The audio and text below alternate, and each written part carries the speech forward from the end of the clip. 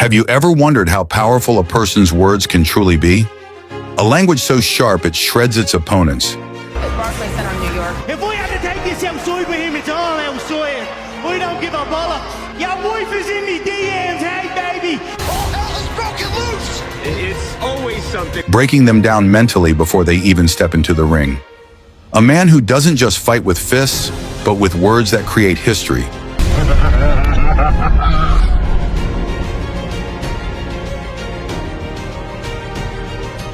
This is the story we're about to unfold today, where every word, every sentence becomes a battle, and you'll be stunned to see how words made all the difference between victory and defeat. In this tale of Conor McGregor's trash talk, you'll witness everything you never saw coming. The man who shook the world with his words, who took control of his opponents' minds before they even had a chance to fight. Is he just a fighter, or is his language the real weapon?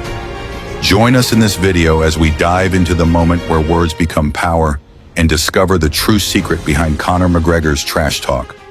The most spectacular story ever told, one you'll never forget.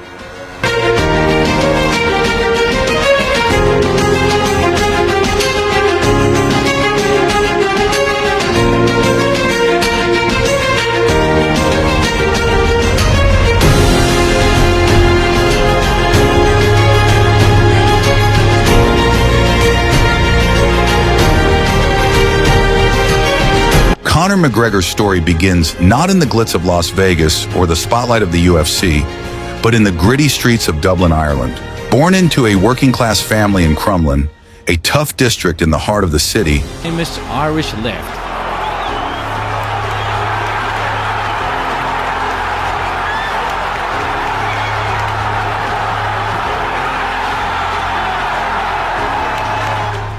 McGregor was no stranger to struggle. The son of a plumber and a stay-at-home mother, his childhood was far from easy. Yet from an early age, Conor showed an unwavering belief in his own potential. He was always destined for something bigger, something beyond the ordinary. At the age of 12, McGregor discovered boxing, a sport that would change his life forever. With the raw aggression that defined him, he quickly became known for his lightning-fast punches and fiery determination. However, boxing wasn't enough to quench his thirst for greatness. As he grew older, McGregor's ambitions grew bolder. Do you think you've really earned the shot at a bona fide world title? And he made the decision to transition into MMA. The world of mixed martial arts was a far cry from the streets of Dublin. Yet McGregor saw it as his ticket to the top. In the cage, McGregor was a revelation. His striking was sharp, his technique flawless, but what truly set him apart was his mind. He was a master of psychological warfare. As his fights progressed, McGregor realized that fighting wasn't just about physical strength, it was about domination. The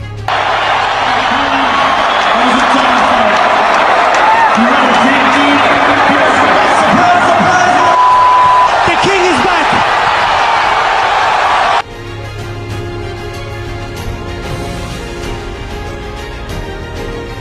Take a look around you. You got a lot of champions, a lot of grizzled vets. Who do you think would give you the hardest fight out of anybody on stage? Right here. Who the is that guy? About breaking your opponent mentally before the fight even began. His trash talk, sharp as a knife, became his weapon of choice. By the time he made his UFC debut in 2013, McGregor wasn't just another fighter. He was a force, a phenomenon, a man who had already begun to carve his legacy with words as much as with punches. The world would soon learn that Conor McGregor wasn't here to play. It was time to take over. Conor McGregor wasn't just another fighter. He wasn't just a product of hard training or raw athleticism. McGregor understood something that most didn't. Fighting isn't solely about the physical battle inside the octagon. It's about the mental war that begins the moment you step into the spotlight. His words were as sharp as his fists, and he wielded them like a master. To McGregor, every press conference, every stare down was another battleground, a place where mental dominance was won before a single punch was thrown. With a razor-sharp wit and a mouth that never stopped, McGregor built a persona that captivated the world. He wasn't content with being just another fighter on the UFC roster. He knew that fame wasn't just about wins, It was about making people remember you. His trash talk wasn't random or reckless. It was calculated, a weapon designed to get under his opponent's skin, to make them doubt themselves before the cage door ever closed. "I'm going to take over," McGregor said, a mantra that defined his relentless pursuit of greatness. His motivation wasn't just to fight, it was to dominate, to make sure that everyone knew his name and that no one could forget it. He didn't just aim to win, he aimed to humiliate, to break his opponents mentally so thoroughly that by the time the fight came, victory was inevitable. McGregor knew the importance of mental fortitude. He knew that in the UFC, where the competition is fierce and the stakes high, the only thing that truly separates the greats from the rest is their ability to outthink, outtalk, and outlast. And he wasn't just a fighter, he was a psychological strategist, dismantling his enemies not with brute force, but with the power of his words. My name is Conor McGregor and I live in Lucan. And what's your status, or what's your professionalism? I'm a professional MMA fighter with a record of 4-1. I'm an up-and-coming fighter, and without a doubt you will see me on the UFC in the near future, without a doubt. The first major target of Conor McGregor's ruthless verbal arsenal was Jose Aldo, the UFC featherweight champion and a legend in the sport. Aldo, a composed, disciplined fighter from Brazil, was known for his nearly decade-long reign as champion. He had weathered storm after storm, dominating the featherweight division with the calm of a seasoned warrior. But McGregor, he wasn't interested in playing by the rules. He wanted to break Aldo, mentally before ever touching him in the octagon. From the moment their fight was announced, McGregor set the tone. The press conferences became a battleground for words. McGregor's tactic was simple: get under Aldo's skin, disrupt his calm, and make him lose focus. He mocked Aldo's height, his fighting style, and even his perceived fear of facing him. "You're a little boy," McGregor taunted, his eyes gleaming with intensity. Every word he uttered was a calculated strike, meant to chip away at Aldo's mental fortitude. Aldo, for all his greatness, was visibly irritated by McGregor's persistent jabs. The longer McGregor talked, the more the cracks in Aldo's armor began to show. McGregor played mind games so well that Aldo, once the picture of control, I definitely have my eyes on Aljo. So we'll see how he goes, but I would love nothing more than to KO him stiff and put him in the ground or send him back. began snapping back in frustration. The mental warfare was working. Then came the fight itself. Just 13 seconds into the first round, McGregor threw a left hand that would change everything. This man across from me has a title. He has nothing else but that. He is a free TV fighter. He has nothing else to offer me except that gold belt. Aldo, unable to shake off the mental toll of McGregor's relentless trash talk, charged in with reckless aggression. McGregor, with lightning precision, caught him clean on the chin, sending Aldo crashing to the canvas. The fastest knockout in UFC history wasn't just physical, it was the culmination of months of psychological domination. McGregor had broken Aldo before the fight even began. The rivalry between Conor McGregor and Nate Diaz wasn't just about the fight. It was a mental battle, a war of words that escalated far beyond the usual trash talk. Nate Diaz, known for his unflappable attitude and gritty persona, refused to be rattled by McGregor's verbal assaults. While McGregor thrived on ruffling feathers, Diaz wore his indifference like armor, making him the perfect foil to McGregor's psychological games. Their feud ignited when McGregor, in typical fashion, began to taunt Diaz relentlessly in the lead-up to their first fight. He mocked Diaz's fighting style, his appearance, and even his attitude toward the sport.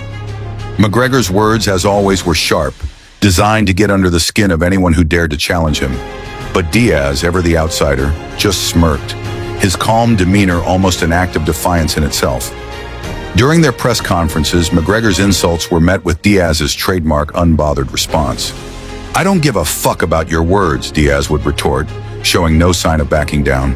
The mental warfare reached its apex as McGregor grew increasingly frustrated, unable to provoke Diaz the way he had with others. The tension between the two fighters was palpable, each exchange fueling the fire for their eventual showdown. When the two finally stepped into the Octagon at UFC 196, the fight would prove to be more than a physical contest. McGregor, the undisputed king of trash talk, had underestimated Diaz's resolve. Diaz took McGregor's best shots, weathered the storm, and in the second round, stunned McGregor with a submission. The mental battle McGregor thought he'd already won? It was Diaz's victory in the end. Their rivalry didn't end there. McGregor demanded a rematch, eager to avenge his loss and continue the war of words. The second bout was no less intense, as McGregor and Diaz faced off again. Each fighter now fueled by an even deeper sense of pride. The psychological warfare between them raged on, but this time McGregor emerged victorious, proving that sometimes words can truly shape the outcome of a fight. Yet despite his win, the unshakable will of Nate Diaz lingered, an enduring reminder that not all warriors can be broken by words alone. When Conor McGregor first set his sights on Khabib Nurmagomedov, he knew this fight would be different. Storming onto a loading dock at Barclays Center, New York. If I had to take this outside with him, it's all outside. I don't give a bollocks. Your wife is in me DMs, hey. Khabib, the undefeated Sambo master from Dagestan, was more than just a fighter. He was a force of nature, unyielding and disciplined in ways that McGregor's previous rivals hadn't been. Later this year, have you had any initial discussions with him? This is obviously a fight that is very important to him and his future. It'd be awesome if Conor was. Unlike Jose Aldo or Nate Diaz, Khabib was unshakable. He wasn't here to entertain McGregor's verbal jabs. He was here to fight, and that made him the perfect opponent for McGregor's mind games.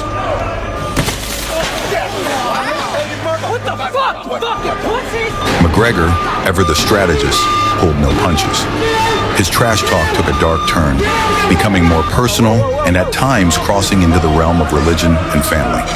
He taunted Khabib's background, his father, and his culture. In one infamous press conference, McGregor mocked Khabib's upbringing, calling him a Muslim warrior and relentlessly digging into the sanctity of Khabib's personal life. Just tell me where, and that's it. Why you need to come here? Show up like you wanna fight or something like this. But Khabib, true to his nature, remained a stone. His responses were measured, unemotional, almost cold. McGregor's words had no impact. Guys who are credentialed let them in. The police are looking for him.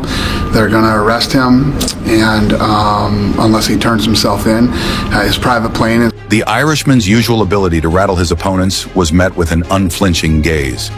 In fact, Khabib's silence seemed to intensify McGregor's needling, making his insults feel all the more desperate. The tension reached a boiling point at UFC 229. The fight wasn't just about championship belts or legacy. Probation up to my eyeballs and ongoing and incoming civil cases, and I'm come here to do this bullshit. Bring the fans here. Here we are. You just wanted a war.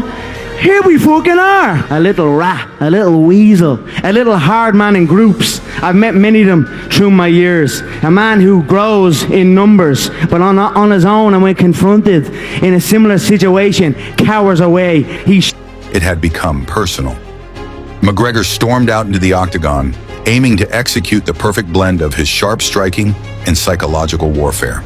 But Khabib's relentless grappling overwhelmed McGregor, forcing him to tap out in the fourth round. What happened next would live in infamy.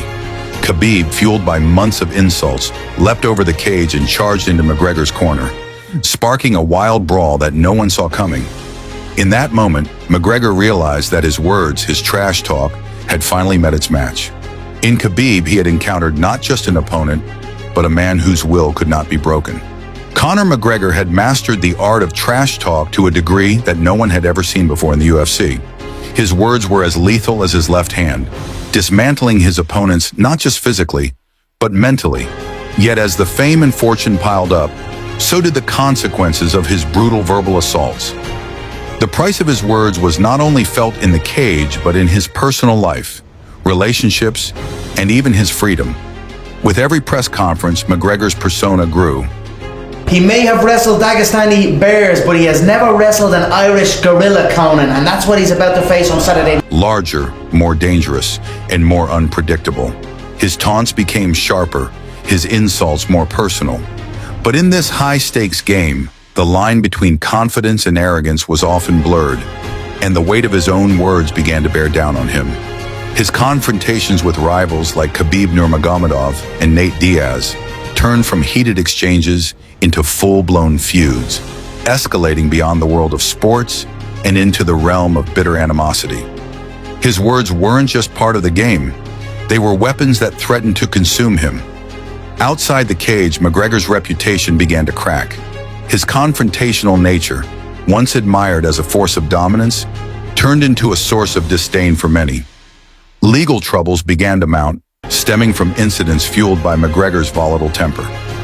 The notorious dolly incident, where McGregor threw a steel dolly, a type of cart, through a bus window, was a moment that marked the dark side of his persona. Fans who once adored him now questioned whether the price of his swagger was too high. The toll on McGregor's personal relationships was evident.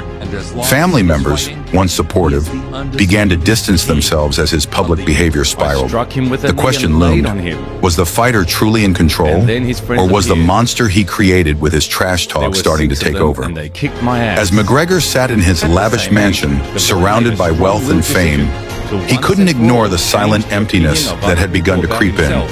Proof that sometimes the battle you win with words may be the one that costs you everything. Conor McGregor's legacy in the UFC is not solely built on his 2 simultaneous championships or his knockout power. No, it's the mental game, the psychological warfare that set him apart. He didn't just fight with his fists, he fought with his words, his confidence, and his ability to destabilize anyone who stood in his way. McGregor didn't just win fights, he won before the Octagon door even closed. The art of trash talk was honed by McGregor into a precise weapon, turning press conferences into battlegrounds. Each verbal jab he delivered wasn't simply to entertain. It was a carefully calculated move to exploit his opponent's insecurities. "You'll do fuck all. I'm going to smash you," McGregor would say, not to provoke physical anger, but to plant seeds of doubt. It was a master stroke in psychological tactics. McGregor understood the weight of words. In a sport where the physical stakes were life-altering, he knew that the mind was the true battlefield. His influence is undeniable. Fighters who came after him didn't just mimic his fighting style, they borrowed his mental approach. Press conferences became arenas of verbal combat, as trash talk became a staple of pre-fight rituals. McGregor taught them that confidence, arrogance even, was a weapon just as deadly as a spinning kick. Fighters now understood the power of presence, of owning the mental space before the fight. But McGregor's legacy isn't just in the champions he inspired, it's in the very culture of the UFC, which has embraced the spectacle of mental warfare. Every face-off, every word exchanged before a fight now carries an electric intensity that wasn't there before McGregor arrived. In the end, he redefined not just how to fight, but how to win the fight before it even starts. His impact will echo in the UFC long after his last bout. Conor McGregor's reign didn't just leave a mark on the UFC, it transformed it.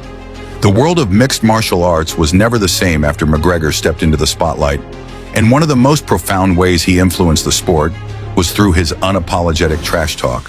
His ability to stir controversy, provoke his opponents, and dominate press conferences became a blueprint for future UFC stars, showing them that verbal warfare could be as potent as physical skill.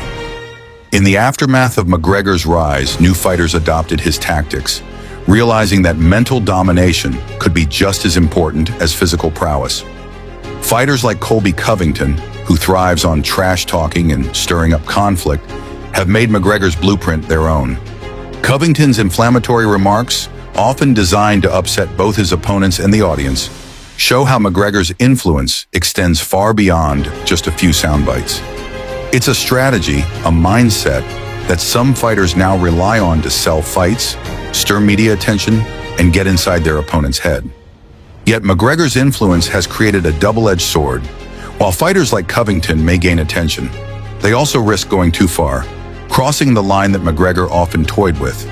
There's a careful balance between selling a fight with words and alienating the audience with unrelenting disrespect. As McGregor's rivals like Khabib Nurmagomedov showed, not all fighters are willing to play along. Khabib's stoic silence and calm demeanor became a testament to how mental games can backfire, leaving McGregor frustrated and defeated when the words didn't break him. As McGregor's influence continues to loom large, the UFC's promotional landscape has shifted forever. Fighters now understand that trash talk can make them rich and famous, but it can also cost them their integrity, respect, and sometimes their place in the spotlight. The mental battle McGregor championed is now ingrained in the sport's DNA, and no fighter will ever enter the octagon without realizing that words can cut as deep as punches.